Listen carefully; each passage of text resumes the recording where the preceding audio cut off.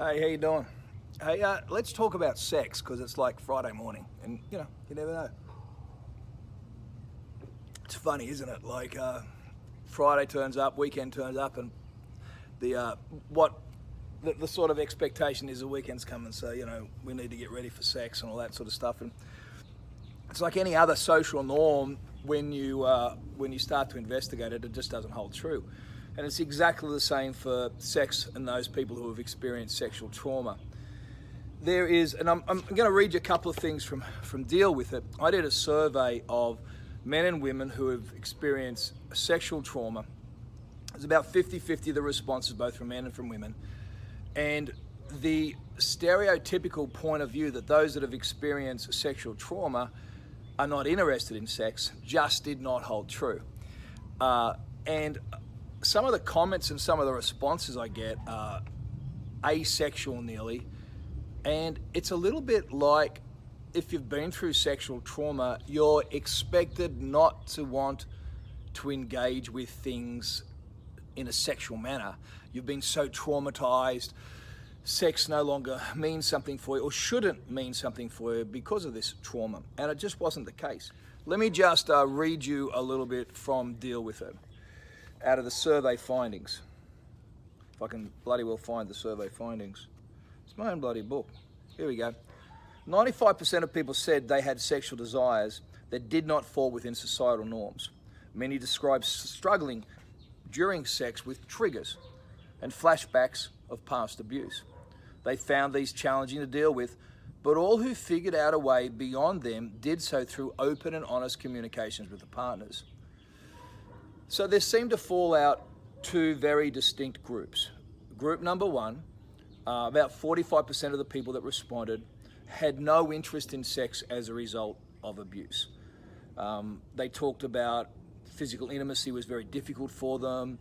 To touch in intercourse was a challenge for them. They said they would like to, but they weren't at that stage in their recovery. But then there was a second group, and the remaining 55% said they were very interested in sex themselves, and in fact would see themselves in some ways as hypersexual according to a societal norm, which, who defines normal anyway, Now within that group two, 25% talked about having sexual fantasies and desires they felt they could rarely or never discuss with an intimate partner.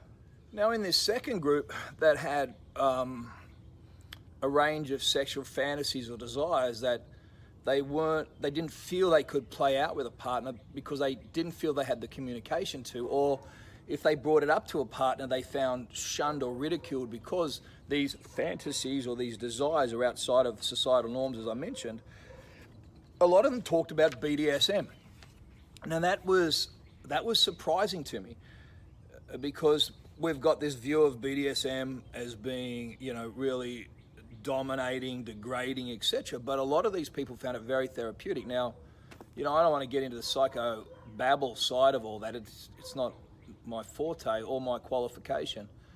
But as a human being, it was very interesting and very touching to have these people talk about their most intimate things and how they were living their entire life unable to express them to someone because they didn't have someone they could trust.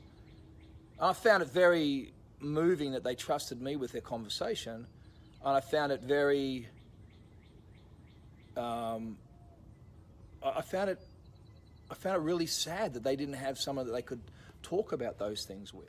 The last question in the survey that I did was I gave people an opportunity to express something and to tell me something that they would like passed on to everybody, maybe who knew of them or did not, or just knew someone who was abused. And this is the response.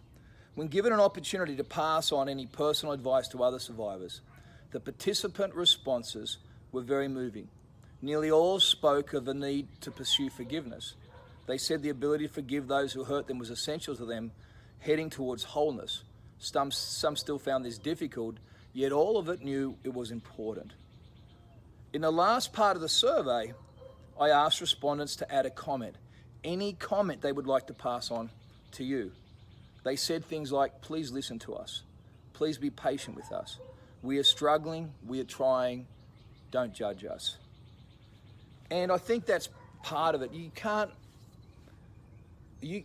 take sexuality out of a human being.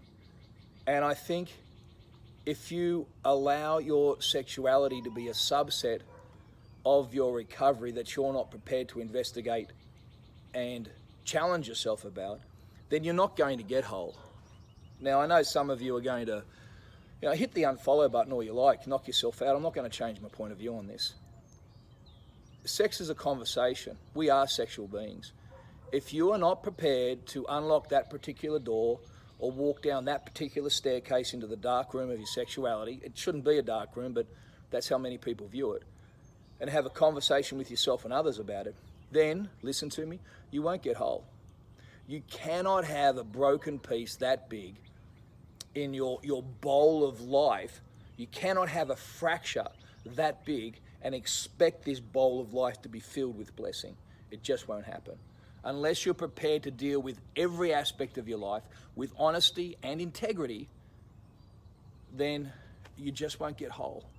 And